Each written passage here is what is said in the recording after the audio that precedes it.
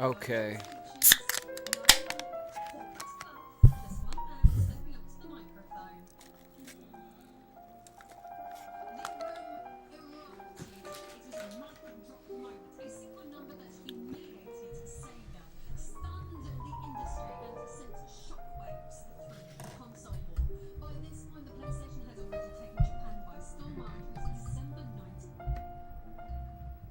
Why?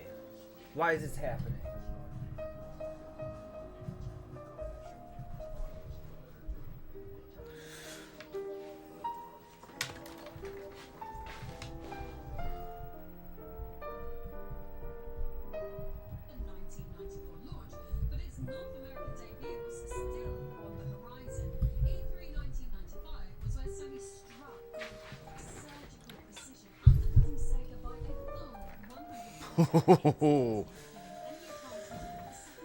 Motherfucker.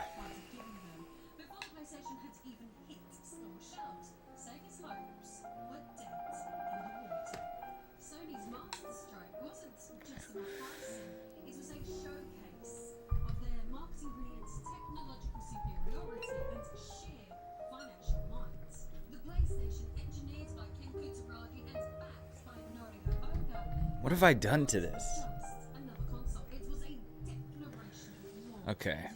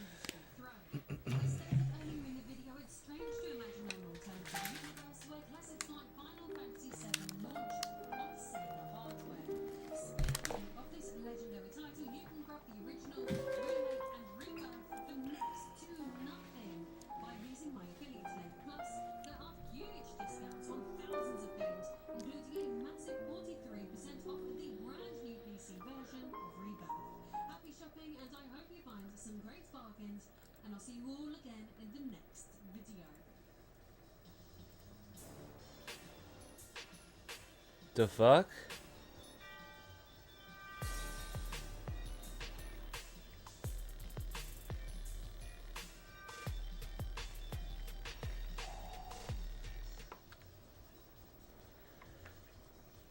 Okay. Photoshop. Oh. I figured that I was just gonna open this program and be like, ah, yeah, I understand everything. But it's been since like 2004, I think was the last time I actually used Photoshop. And things have changed in the program. And maybe I don't know what I'm doing. So we're gonna walk through it. See if I can figure this out. So I can at least have a handle on it, because I don't know where to start. Welcome to Photoshop. We are excited that you are here. In this tour, we'll show you around the app and help you explore the power of Photoshop. A Photoshop document is made of layers. Each layer is stacked on top of each other to form the final image. Yes, yes, yes. And each layer can be edited separately. In the Layers panel, yes, yes. What happens when you click on the eye? Something disappears? What the fuck? Oh, I get it. The room is put on top of the space picture. Okay. In the layers panel, click the eye icon beside the layer called room. You just made the layer with room invisible. Jesus Christ. Click next in the learn panel to continue. Click plus drag the astronaut to move her around the scene. This is a woman? Okay. Yes.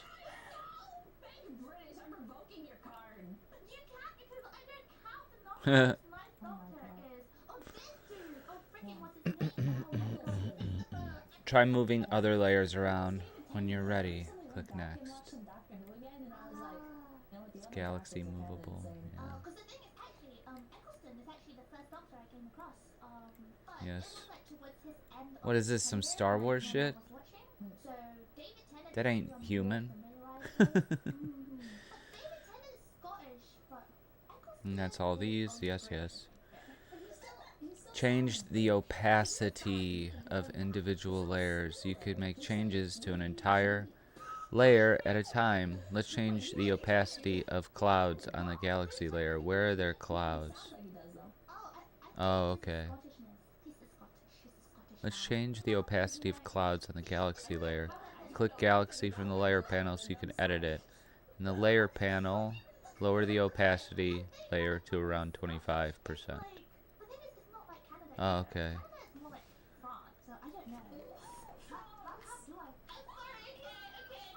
Okay. Got it. I did it. It's been done. I already fucking did it. Okay, so like in Britain, right? Okay, well in America, like when we say a Canadian, we know, right? We know that they're Canadian. Is it the same thing in Britain when like French people? Change the look of individual layers.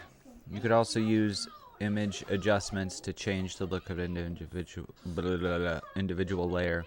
Click Jupiter from the layers panel so you could edit it. In the main menu, go to image, adjustments, hue and saturation. Alright, what am I clicking? Jupiter. Oh. Image, adjustments. Okay. Adjust the hue slider, change the color of the Jupiter layer. Where is the Jupiter layer? Oh, there it is.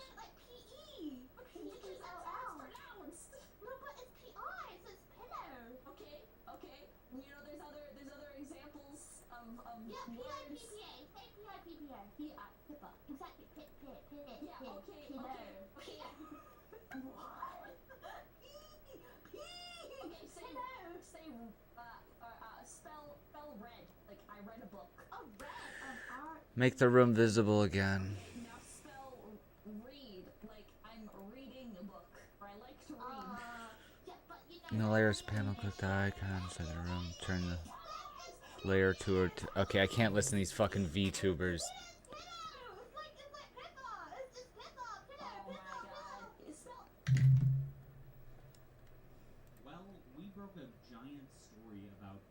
John Delarose. Select the room layer so we could edit it. What do we want to do? Select the spot. Select the healing brush tool. Open the brush settings to change the size and hardness of the tool. We want the brush that just covers the stars on the ceiling. Set your brush size to around 50.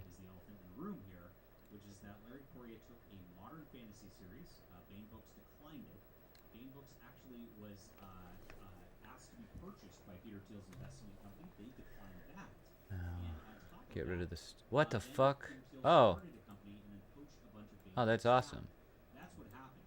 I just repeat the facts here, guys, because I am the most trusted name in science fiction journalism for a reason, with the biggest red blog in science fiction now with Fandom Pulse. So thank you guys for making this such a huge success.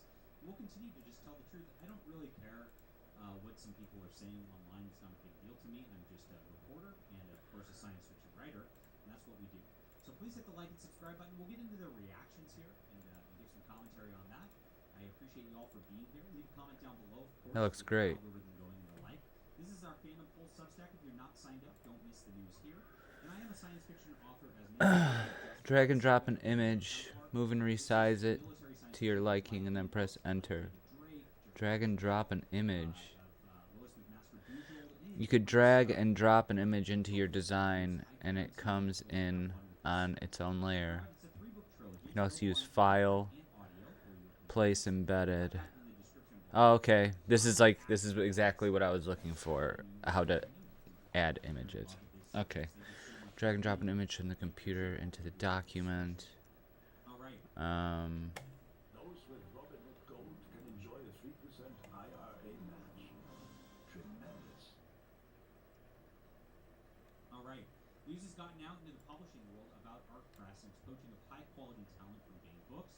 From several Bain employees, Okay. including Victoria, who says he was freak out with a new announcement. And it comes in on its own layer.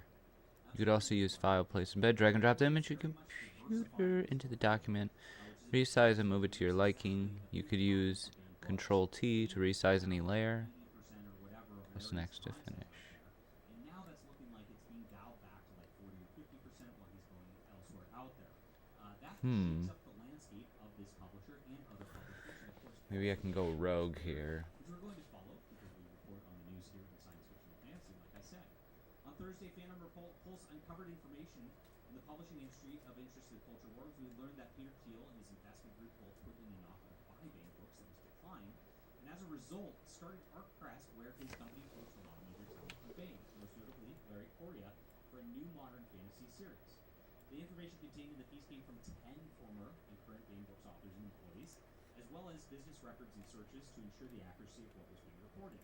I pride myself on being the best source of coverage in all of entertainment news with Fandom Pulse, which is why we've quickly become the most read blog in science fiction, more monthly views than John Scalzi's whatever, which is great. However, it appears Bain Corporate attempted to circle the wagons to cast doubt on the information contained in the article. Really weird post here. And so Larry Correia started Never mind. which was both done on X and his blog. He started it out here. So I hear certain people are trying to stir up outrage, spreading dumb rumors about some publisher. So that's obviously about me. Hi Larry, thank you for watching and reading. To taste some of the amazing things you do with Photoshop, feel free to explore on your own or continue with more tutorials below. There's no outrage either. It was very positive in the articles and my coverage and my video towards everybody at Bain. No. And that's very intentional because I am here, and my main goal here is to Use layers to design a collage of multiple an images. alternative to what's going on with the woke industries out there. As I mentioned in my original article, is the one bright spot. No, I don't think I need to do this right now. Knows. So definitely want to support authors there. And I've got a lot of friends at the company, obviously, since I have 10 sources who were talking to me about this to get the information. So my article never contained any speculation, just reporting the facts, which have been verified and direct commentary from several Bain Books authors and employees. Alright, as let's previously noted. go over to So Premiere. Corey did elaborate, which makes it very interesting because once you read his whole X piece here, I need to source but none of that actually talks about the images. article whatsoever. But he does talk about future plans, which actually, as he Fuck. said, I'll add to the freakout. So it's pretty interesting how he says certain people are trying to stir up outrage clicks when he admits he's trying to add to the freakout here. I'm going to be doing pure indie stuff in the future too. Wow, now that's a big announcement right there. Now Larry Correia got his bona fides from indie publishing, and Monster Hunter International got big on Amazon, which is what got him to begin with. And so he'll do very, very well with this. I think this is a great move for him, a great move for his career. Same Do with I have any Russ, doing thumbnails? good things and Yes, I do. involved there. This is I just wanna, I'm gonna start off with like a Facebook or YouTube thumbnail. And then just fucking less of Larry Correia's work, paint it black and then build on top of it. problems going forward. And I have one right here. What are the properties? And that he's going fully independent shows he knows that the future lies in independent publishing. It's a JPEG. Alright, I got it. Determined publishers were not going to do much and rather just keep 100% of my work. And I've been able to make a living because of this. It's been good stuff, and I appreciate you guys for reading it again. So he says, why? Because I can, and I want to see what happens when I do. There's been a long time since I've experimented in that. The market has changed a ton since then, and it's got a ton of potential. I like making money. Me doing an indie project might be fun, go figure. And I think it will. successful. We wish him the best. All right, I have to save a bunch of thumbnails or a bunch of images of Dick and Vito. For making odd comments mocking his quote career. Why is this thing fucking up? Who said something about that, responding to everything he said, but not any of the information in Fan Impulse's article, which we talked about. So very interesting on that. I don't like this Sarah skipping. A. Hoyt, who was dropped from Bane Books due to her poor book sales a couple of years ago, and is definitely not an American. It glitches at the same spot. Oh god, it's gonna run a new hard drive. We got an SSD in here, and I haven't done any in-depth editing while on this hard drive. Ugh, I don't like these skips. So, having been the subject of such quote reporting before, I'm not even. Whoa, no, no, no, no, no, no, no, no, no, no, no, no, no. This can't be doing that. Attempted to contact Correa through blog comments. He deleted our post. This is bad. Has us blocked on X, so there's no ability to request to clarify or provide more information. I have invited him on the channel, so if you'd like to talk and talk about his new books, which I'm excited about, we're happy to have him. Happy to host him on that front too. Being author Justin Thomas Watson also made strange commentary on X. He said, apropos of nothing much, Bane Books is a fantastic publisher to work with. Tony Weisskopf is a genius mentor and editor, and I'm really excited for David John Butler, his DJ Butler, his team, and their new endeavor with Art Press. I strongly encourage my fellow SFF book nerds to ignore anyone trying to make you put a jersey on one side or another. I look forward to enjoying books from both from when they come. Again, a really odd statement because nobody said anything about Tony Weisskopf and her editorial abilities. From what I've seen and from the authors I talked to, Bane, everybody has glowing comments about her editorial abilities. They say she's a great editor. JPEG. There's even points where she will sit down and talk with authors, even about short stories. Like, the short stories don't make money in the industry, that's kind of a thing. But she will definitely give writing tips and advice and help. I mean, she's, by all accounts, an astounding editor. I'm not sure where that comes from or why anybody would make a comment like that. Very odd. And then on top of this, like, I don't see anybody talking about one side or another. I mean, there's clearly the business angle that Art Press is out there, and they have poached a lot of Bane talent. And I do know that behind the scenes, Bane is not happy about that at corporate. Of course they're not. They're going to end up losing a lot of money. That doesn't mean that people don't like each other personally. They're not. It's all really, really weird response right here. Trying to make something where nobody said anything otherwise, which makes me wonder, is there some animosity that's kind of bigger than I might have thought just because I reported on this? Odd stuff right there. But that's not the oddest comments. There's more coming down. Casey Ezel, another writer, said justice wise, embrace the power of and. Why choose? Again, I don't know who's asking them to choose or anything. But Jason Cordova made the weirdest comment here, and Jason Cordova's a really good author, and if you've not read his books, I definitely recommend them. And on top of that, he's like the number 2 guy at Bane right now, to my understanding. The rumors have it is that there were people in line to succeed Tony Weisskopf when she retires. DJ Butler was one of them, and he's, of course, with Art Press now, so that's not going to happen. And Jason Cordova was the other. So he's clearly doing really, really well for the company, and that's that. Now he says, it pisses me off that I have to expend the energy dealing with BS people. That's me. That's not very nice. Writing BS lies about the job that is supporting me 100% while I'm undergoing cancer treatments. It's par for the course these days. That's an odd response. Now, I don't appreciate being called names like this, and I hope he'll apologize at some point. Very sad. I like Jason Cordova. I think he's a good person personally, and like I said, a good writer as well. And I don't know what lies are about the job, because, again, we're just talking about a couple of business things that happened that are confirmed to have happened. Peter Thiel's investment group asked to buy Bane Books, and it declined. And then on top of that, Art Press was started by Peter Thiel, and he poached a bunch of the talent over on that front. What does that mean business-wise going forward?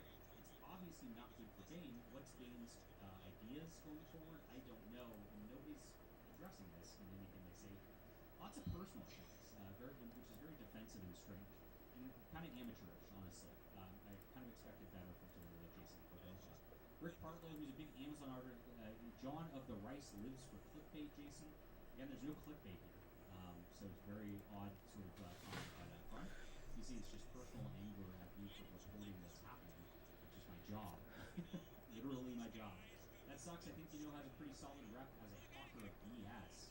So you see, there's a lot of like posturing going on here about like who's right and who's wrong, like it matters or anything like that. This is stuff that is actually happening. WordPress has coached this talent, and There's nothing here beyond that. No personal animus or anything like that.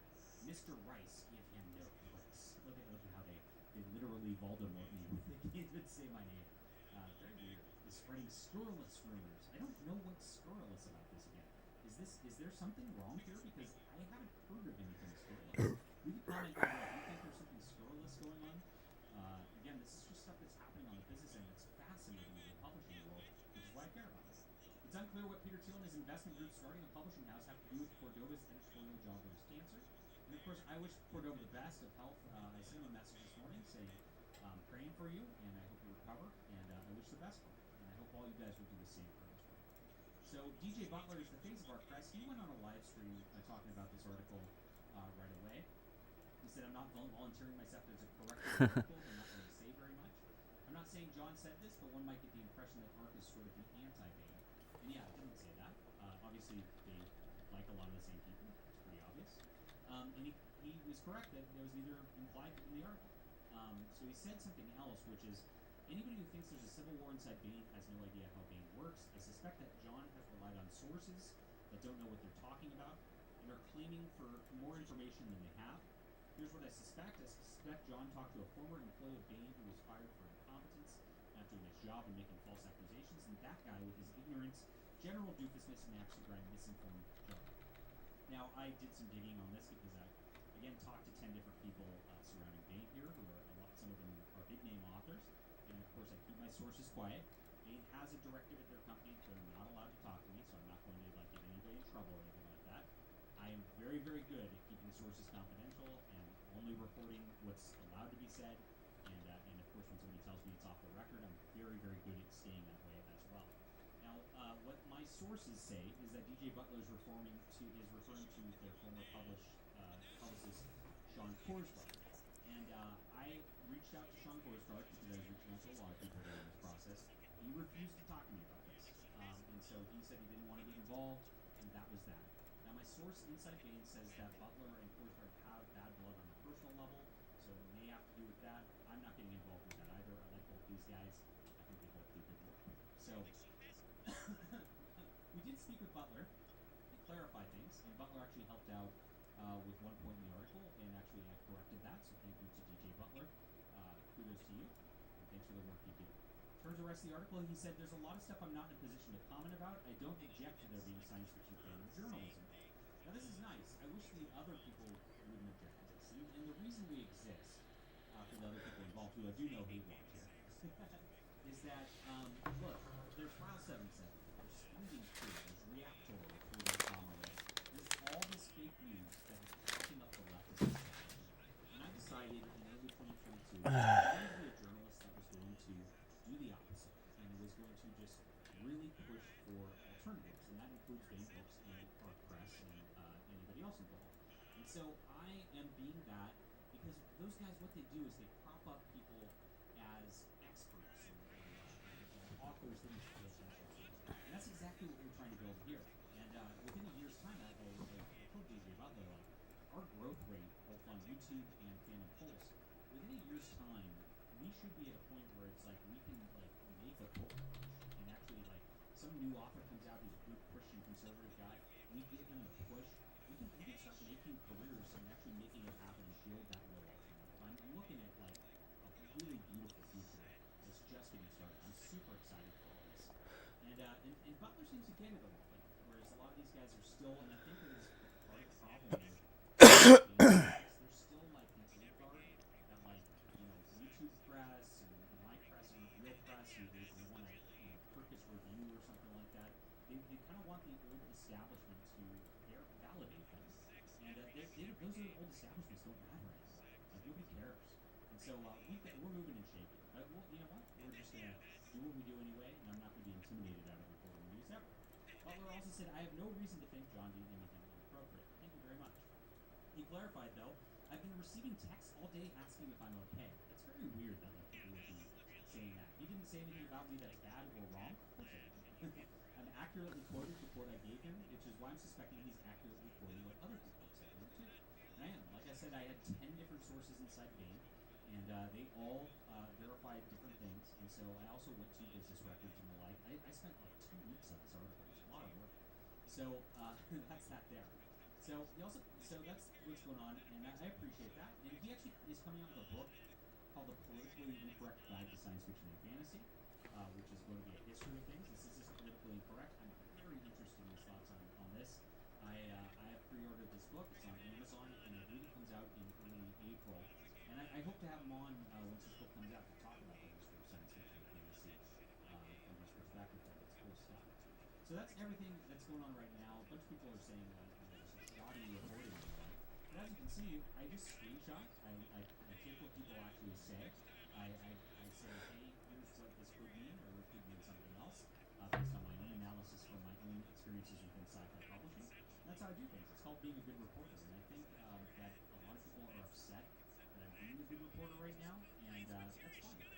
As we keep growing, this is just going to be a blip in the road, and I wish all these guys well. Very interesting stuff regarding Korea doing a full independent publishing. That's a big news piece just coming out of this all by itself. And again, we wish Korea great sales. We wish Cordova good health, and I hope you'll check out his books as well. We wish DJ Butler great work with our press as well. And we're here. We are here for the alternative. Awesome stuff. This is a new dawn, and the industry is changing, whether big books and their corporate likes it or not. Leave a comment down below with what you think about this. Please hit the like and subscribe button, everybody, and check out my book, my trilogy. You're going to love this whole trilogy, guys. Justified, Sanctified, Glorified. You know what it means. It's down in the description below. Available on ebook, print, and audio for your convenience. Grab this today. Support alternatives in fiction. Really appreciate you being there. God bless you, readers. We'll talk to you soon.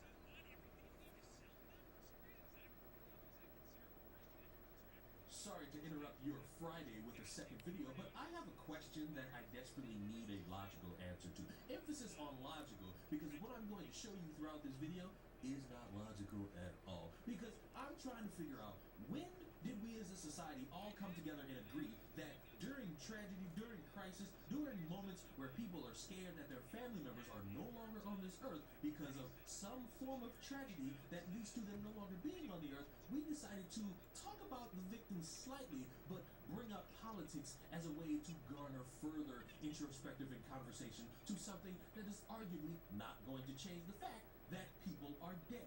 And this is speaking as someone who's talked about mass shootings and school shootings and has participated in the game of guessing the skin color, because that somewhere along the line became something of normal and commonplace for everybody to be a part of. And I'm trying to figure out when that started, because it has completely destroyed anyone's aspect on caring about anything regarding people dying, and instead focuses more on, oh my God, what are the politics of all the players involved in this scenario? Because it makes us all look like horrible human beings. Case in point, when I made this video all those years ago about a school shooting, I'm watching people in real time lie about the school shooter and claim that it was a random transgender all the way in another state. This school shooting happened in Texas. This person that they was pinning it on, I believe, was in Oklahoma. And that's not enough time to go from Oklahoma into Texas to do a school shooting and journey back to Oklahoma. That was impossible to do for someone who wasn't that smart enough. And the reasons people were pinning it on that were stupid. And the justifications I got in my comment section were absolutely stupid. And it made me think, wow, people need to not do this ever again. You should, I don't know, wait for more information. That way you don't look stupid in trying to pin something on someone who wasn't even there. Why am I saying that? Well, you might have heard in the news that I believe 60 plus people are now dead via a plane and a helicopter colliding with one another. And it's a tragedy. Families are broken apart now. People are no longer on this earth. And while you got people mad at the president bringing up DEI as a factor in this. So recently, Donald Trump blamed Obama as well as DEI hiring for the DC plane crash. Not only is this wrong, but the truth looks kind of bad for the Trump and MAGA Republicans. So the FAA has announced that diversity initiatives don't even have an impact on the air traffic controller hiring. Not only that, but Donald Trump put a hiring freeze on FAA hiring. Additionally, he got rid of an aviation safety committee during his first week in office. So the hiring freeze did apply to the FAA, however, it's unclear whether that applied to specifically the air traffic controller hiring. The FAA announced that they were actually understaffed at this time, and there was a controller controller doing the job of two. So coincidentally, Donald Trump put a hiring freeze on the FAA, and then FAA just announced that they were understaffed at the time of this incident. That's still in addition to him getting rid of that safety committee as well. And I don't know how you can blame DEI for air traffic controller hiring, because these people need to pass examinations in order to get hired. Like, if you don't pass their tests, you're not going to get hired in the first place. So there's no sort of diversity initiatives or non-merit-based initiatives. But even if they did have DEI initiatives, that does not mean that the people that they hire are unqualified. But that's a conversation for another video. So let me just get this straight. Donald Trump fired the head of the TSA last week and also gutted a key aviation safety advisory committee. Elon Musk also forced out the head of the FAA, and until today, there was no leader of the FAA. And then Donald Trump also implemented a federal hiring freeze, including air traffic control workers, which has been very understaffed in recent years. And now we're just learning that the airplane towers on the night of the crash in Washington, D.C. were understaffed, and one person was doing the job of two people. All of this happened under Donald Trump's administration. And Trump is blaming DEI and Biden and Obama. It seems like Donald Trump is doing what Trump does best, diverting blame to anybody that's not him. Once again, Donald Trump's target is people of color, women, or just God anybody fucking damn it. without the name Donald Trump. He's incapable of taking any amount of responsibility for anything. It must always be somebody else's fault. We have a man-child in the Oval Office. I'm more mad at the people you see on the screen who wanted to pin it on a transgender, talking about how trans is evil, trans is terror attack. And I'm sitting here thinking, why are we worried about this more and not the fact that people are dead? And why are we making it seem like it's a trans terror attack when it's helicopters and planes colliding, which would make them go boom? I haven't even told you the kicker of this yet. The image on the screen of the person they're trying to pin it on, you know, about all these people. I don't even know where the fuck I was. She's fucking alive! Interesting morning. This is Joe Ellis. I am a Black Hawk pilot with Virginia Army National Guard. I understand some people have associated me with the crash in DC, and that is false. It is insulting to the families to try to tie this to some sort of political agenda. They don't deserve that. I don't deserve this. And I hope that you all know that I am alive and well, and this should be sufficient for you all to end all this news. I also have a statement. The Department of Defense is responsible for casualty notifications. There were no Virginia National Guard personnel on that Black Hawk that flied with the jetliner incident. Thank you. I get it. I truly do understand that over these past number of years, maybe even a few decades, everyone's lost trust in TV media. You do not trust anyone who's a part of mainstream unless they perk your ear. But for the love of fuck, trusting the internet is even worse, because these are a bunch of people who are fueled by misinformation on an app where you get paid to do it, and they find it easy to just spread misinformation, and as long as no one checks them, they will keep spreading that misinformation. And it's only then that someone comes out with credible information that is suddenly alive, that y'all are accusing of killing a bunch of people, having to say, hey, you're all pieces of shit and you shouldn't do that. Yeah, okay, fine, I'll change my tune about this while still adding in a blur that means nothing in regards to the current situation. People are dead, and maybe I'm the weird conspiracy theorist, but in a matter of confusion and everyone's trying to figure out how this all occurred, I'm still holding the best opinion, which is shut up and wait for more information. I get it. The carrot being dangled in front of everybody's faces when Trump was bringing up DEI is alluring, but it ain't really much to do about nothing. I'm worried about how this can happen. Is it a failure of communication? Is it the fact that people aren't there to report on something? Is it that people can't hear each other all the time? These are more important issues than me worrying about a fucking pilot being trans. It plays no matter in my daily life, especially when I'm getting on a plane and I'm sitting in first class. I'm not thinking, wait a minute, there's a transgender black flying my plane?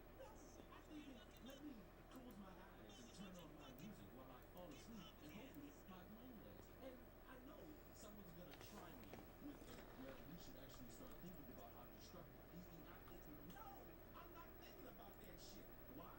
Because people are dead, and I'm worried about motherfuckers spreading misinformation for the public. Why? Because that doesn't help the conversation. That doesn't help figure out how this happened. That just creates stupid ass fucking talk on people who believe that, yeah, I'm supposed to hate these people because now they're gonna fucking sit there and live like that. If it wasn't because of this person here, this motherfucker was gonna be alive. That's stupid. And it is destructive to actually bring a semblance of peace to a group of people who are grieving their family members. Because could you imagine losing your family member in a plane crash and all of a sudden a motherfucker grabs you on the shoulder and says, if it wasn't a DEI hire, you'd still be alive. Fuck that.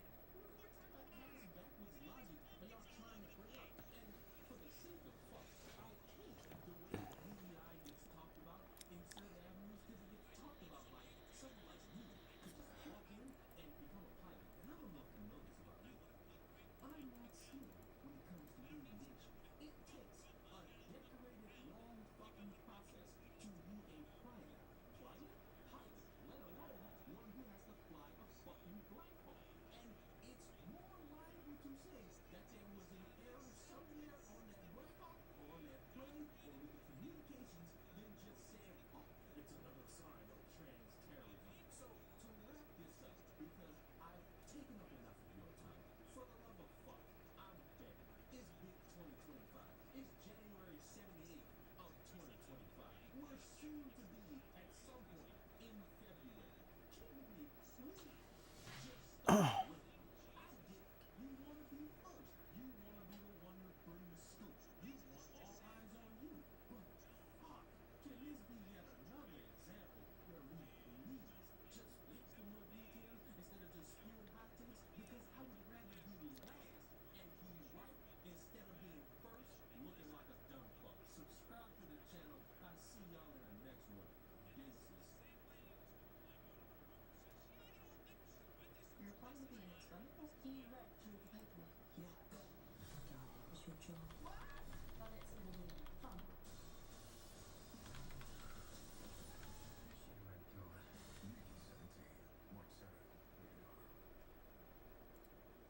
This video contains spoilers for The Shining, both the 1980 film by Stanley Kubrick and the 1977 Stephen King novel. If you've not seen that film, this video will likely not make sense to you, as I will not retell the plot of the film. It is not necessary that you've read the novel, however. I'm a big fan of Stanley Kubrick's 1980 film The Shining. I should ponder a few things about the sentence that I just spoke. First, big fan is a relative term. I don't watch any film to an excessive degree. Some people watch movies that they love hundreds of times in order as an remind or reflection of a piece of trivia hidden in the background. The Shining attracts obsessive rewatchers. Anytime there are documentaries that give essays in its details, and I'm sure some people have seen tons of times. I have not. If I had to estimate, I watched it between 8 and 15 times. For me, that's a lot. I'm not much of a rewatcher, and the film I've seen more than 20 times is probably Back to the Future, and that's about as obsessed as I get. Second, I did not watch many interpretations of The Shining. I did see Room 237, a documentary about some of the wild fantasies surrounding the film. The idea that it's Kubrick's confession of faking the moon landing, or a retelling of the Nixon, or a hidden element of politics is people claiming that it's silly. Not stupid, just silly.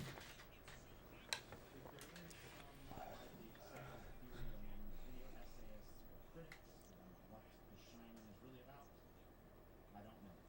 I'm not familiar with it. Oh, So, my thoughts and what's up, Moside Gaming? How you doing? completely mundane and I have no idea. This is actually already finished. I'm getting screenshots of Dick and Vito to use for a thumbnail. But this is an upcoming. This is a clip that's already done. It just hasn't been published yet. How are you doing tonight?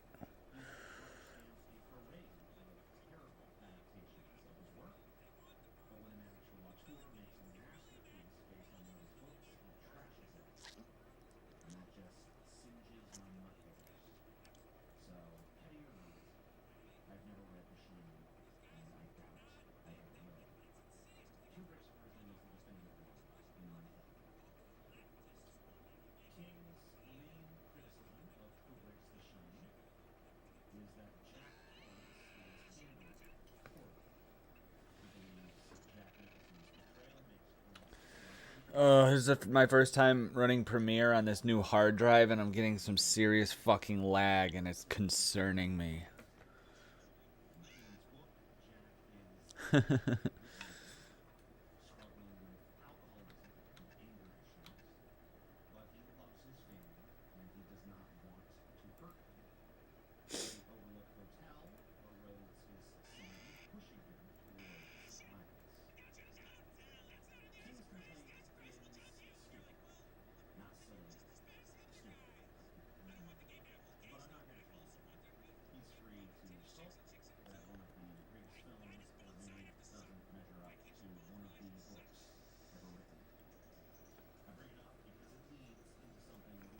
Okay, I think I got enough.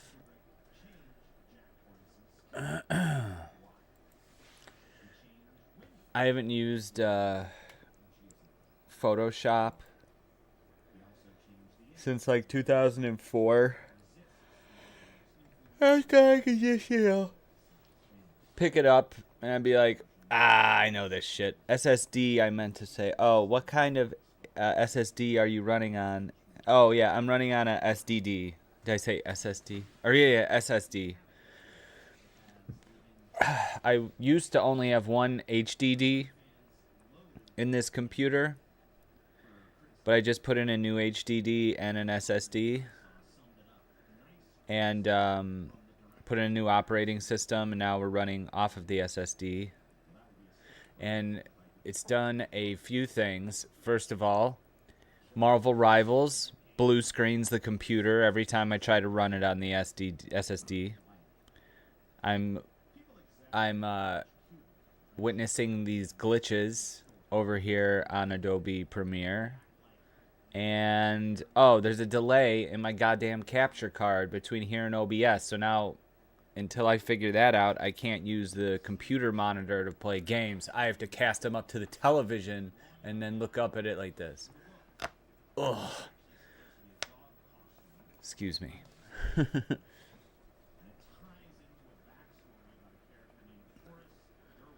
you running on HDD or SDD? Yeah, and the SDD is supposed to be better, and it's faster. It used to take my computer 8 minutes to boot up. Now it boots up in like 2 seconds. But I'm facing other problems, and I'm kind of computer illiterate. I had to have my guy fucking come into my computer remotely from Texas and set up everything because I'm hopeless. I went from like 2007 until like 2020 without having any computer access whatsoever, so I've forgotten what little I did know.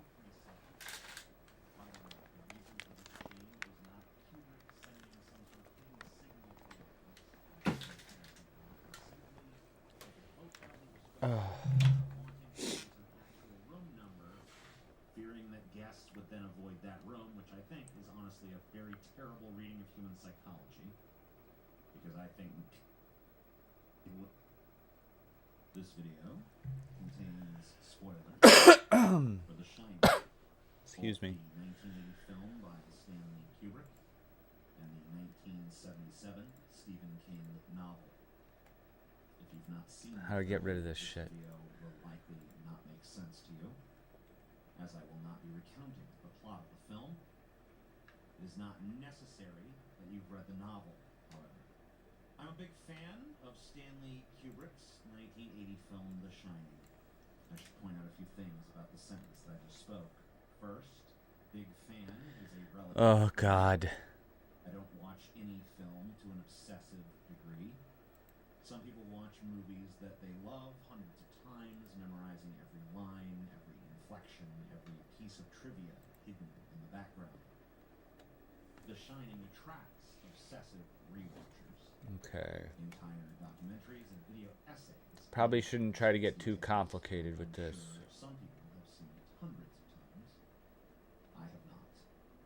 If I had to estimate, I've watched it between 8 and I 15 need... times. Where For is... me, that's a lot. I'm not much of a rewatcher. The only film Here we I've go. seen more than 20 times is probably Back to the Future. That's it? That looks very small. About as obsessed as I get. Second, I have not watched many interpretations of The Shining. I did see What? 1237, a documentary about some of the wild fan theories surrounding the film. The idea that it's Kubrick's confession. It's too small. God damn it. Or a retelling of the or a hidden allegory. Let's try of something Holocaust else. is, put it plainly, silly. Not stupid. Just silly. If there is some widely accepted theory among video essayists or critics about what The Shining is really about, I don't know it. I am not familiar with it. So, my thoughts in this video. 1280 by 720. The mundane and old hat, I have no idea. What? Doesn't really matter. Third, I have read 1280 by 20 720. books, Okay. but I have never read The Shining. The reason is petty. I love the film, and King's criticism of it annoys me. He has rubber-stamped a parade of terrible adaptations of his work, but when an actual auteur makes a masterpiece based on one of his books, he trashes it. And that just singes my nut hairs.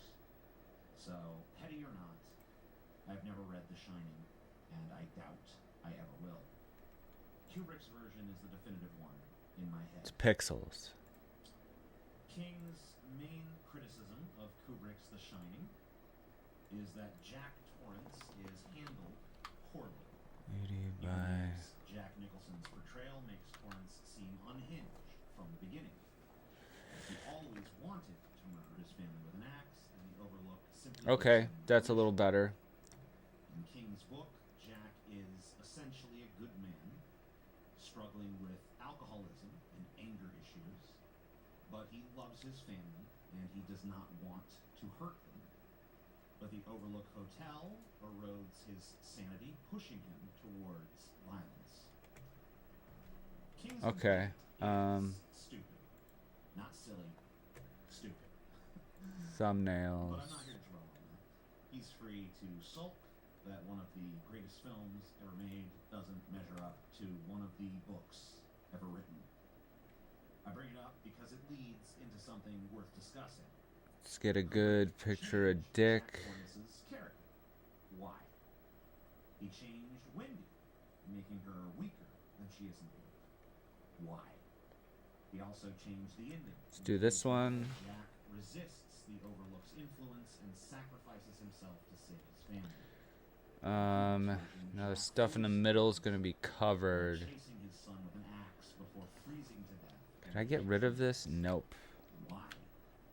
Hell, in King's book, Um, it doesn't even have a hedge maze. It has living hedge animals. Kubrick Carl never really thought much of his credit scores until he got Credit Karma. I guess I could just flip it. Like this less humble road. That's what I'm talking about, Carl. Intimate Credit Karma. Download the Money app where your hard work pays off. Thanks for stopping by, Moside Gaming. Sorry I'm distracted.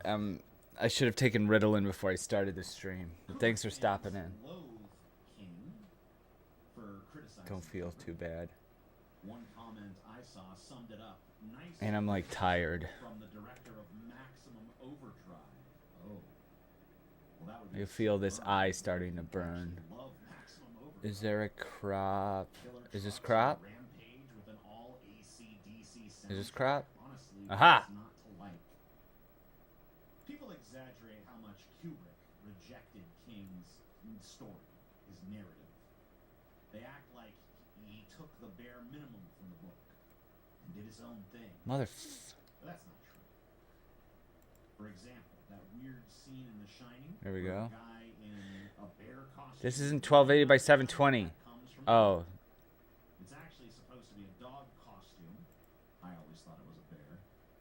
And it ties into a backstory about a character named Horace Derwent, a former owner of the Overlook Hotel, who humiliated one of his lovers by making him dress as a dog and perform degrading acts for his amusement. A lot of King's ideas were not discarded, but were merely tweaked. The living hedge animals, which I think okay. we all agree I guess was I'm not supposed to do it like that. ridiculous on film, became the hedge maids. The daughters of Now I need a picture of Vito. Kubrick decided to make them twins. In the book, Jack uses a mallet to chase his family. In the film, he uses an axe. In the book, room 217 is the ominous hotel room. In the movie, it's room 237. By the way, the reason for this change was not Kubrick sending some sort of hidden signal to the audience, as some have speculated. It was simply that the hotel he was filming at did not want him to use an actual room number, fearing that guests would then avoid that room, which I think is honestly a very terrible Oh, how about psychology, erase? because I think people would No, love no to crop stay preview. I'm not in cropping the shit. stay in that room, but whatever. Wendy Okay. discovers Jack's insanity in the book through his incoherent manuscripts. But in the film, Kubrick distills that horror into a single terrifying sentence: "All work and no play make Jack a dull boy." Repeated over and over again for pages and pages. What the fuck? Even the famous "Here's Johnny" line, which was improvised by Jack Nicholson, builds on the novel's scene of Jack breaking through a door to get to Wendy and Danny. Kubrick did not disrespect King's story, in my opinion. He adapted. Every change made to the film made it more cinematic. A crazy guy with a mallet is scary, but an axe is scarier, especially visually. The ghosts of two murdered little girls is eerie, but making them twins and having them speak in unison makes them iconic. Showing Jack's rambling, incoherent manuscript might work in a book where you can deep dive into Wendy's thoughts about it. But in a film, pages upon pages of the same ominous sentence repeated over and over tells the audience everything they need to know instantly. Part of the reason that King hates What happened to the fucking layers? Jack Torrance is that King is an alcoholic writer who likes to write about alcoholic writers, and Jack Torrance is one of many of those. Jack Torrance is a Mary Sue, oddly enough. King projected himself into that character and thus wants you to have a certain degree of compassion for him and see that despite his flaws, he's ultimately a good person. Kubrick took an axe to that idea, instead interpreting Jack as a piece of shit from the word junk. Let's be clear, however, Kubrick was not taking a moral stand on alcoholism or trauma when he made Jack a simpler and less sympathetic character. He just didn't care about sentimentality. His films are cold and detached. King sees Jack as a flawed man struggling with demons, while Kubrick sees him as an asshole who resents his family for burdening him and holding him back from what he really wants to do. In King's version, the Overlook Hotel is the villain. In Kubrick's version, Jack Torrance is the villain. God damn it. In King's story, the Overlook preys on Jack's weakness, turning him into a monster, but he redeems himself in the end. In Kubrick's story, Jack is a monster from the start, and the Overlook simply pulls off his human mask. Kubrick made Wendy weaker for two reasons. First, he wanted us to see where Jack was coming from. Yes, she is an annoying woman, Shut up. The sort of person that would be grating to be trapped in a marriage with. The second, it was to heighten the horror. Are you fucking with me? Damsel in distress. It's gonna make me watch another fucking ad, isn't it? So we expect Halloran to save her, as he does in the book. But in the movie, Halloran arrives and dies instantly. That's when we see that Wendy, despite being weak and terrifying, is resourceful enough to save herself and Danny. It's a brilliant subversion of expectations. The changes to the ending of the story are an outgrowth of the changes to the characters, particularly to Jack. Kubrick knew that his idea of Jack would not have a change of heart and blow up the hotel. His version of Jack would die of frostbite, trying desperately to spill his family's blood, to punish them for existing, for holding him back, for keeping him from the life that he wanted. I won't speak as to what King's book is about. I obviously familiarize myself with its plot. What are these fucking birds? Its contents, but without having actually read it, which once again I refuse to do, I think it would be a mistake to assume its message if indeed it has one. However, I will speak to what I think Kubrick was trying to say. And this is where I think a lot of people might get a little upset with me, but I think The Shining was largely just an excuse for Stanley Kubrick to create cool-looking shots in a haunted hotel. Think about it. Kubrick's main passion was always visual composition. He was obsessed with framing, with symmetry, crafting sequences that felt like moving paintings. His perfectionism in that regard is legendary. His reputation for doing dozens of takes just to get the right glance, the right lighting, or the right movement is well documented. That's not to say that The Shining is meaningless or lacks subtext, but I think its meaning is secondary to its aesthetic. Consider the famous shots, the endless hallways, the hypnotic carpets. Layer 1. Now let's try to do this again. How time in the film seems to warp. How characters move as though they're trapped in a purgatorial loop rather than living out a linear story. Kubrick wasn't adapting a novel. How to crop an image in a layer Photoshop. To build something uniquely cinematic. Crop an image in a layer in photo. You could use the crop tool or layer mask. Select the crop tool from the toolbar. Draw a new cropping area or adjust the handles to specify the crop area. Customize the crop options in the control bar. These are the reasons I find myself returning to the film. These are the elements that have captured my imagination. When I reflect on The Shining, I'm not thinking about Jack Torrance's struggles with alcoholism or Wendy's now, face of terror. I'm thinking about oceans. Where the fuck is the rest of? Where's the rest of the fucking space? Shambling through the snowy maze with an axe. The looming dread of every endless hallway and the ghostly final image of Jack in the 1921 Overlook photo. I'm thinking about the ominous and strangely barren score composed by Wendy Carlos. Alright. Seemed to stretch time itself, making every This could probably be the same fucking layer. I'm thinking about the way I should have anticipated that this is going to be shift and expand, about the impossible geography of the hotel and how its walls difficult. Kubrick's The Shining lingers because it taps into something deeper than traditional horror. It's not just about ghosts or a man going insane. It's about isolation, entropy, and the feeling of being trapped in a cycle that you don't understand. It's about inevitability, about the sensation that things are playing out the way they always have and always will, with or without your participation. That's why I keep coming back to it. Not for the story, not for the scares, but for the feeling. The eerie, dreamlike sense that I've stepped into a space outside of time, where nothing is quite real, yet everything is exactly as it was meant to be. Maybe that's why King hates this movie so much, to the point where even 45 years later, they'll bring it up unprompted and try once more to get people on his side. Kubrick didn't just adapt The Shining, he hijacked it.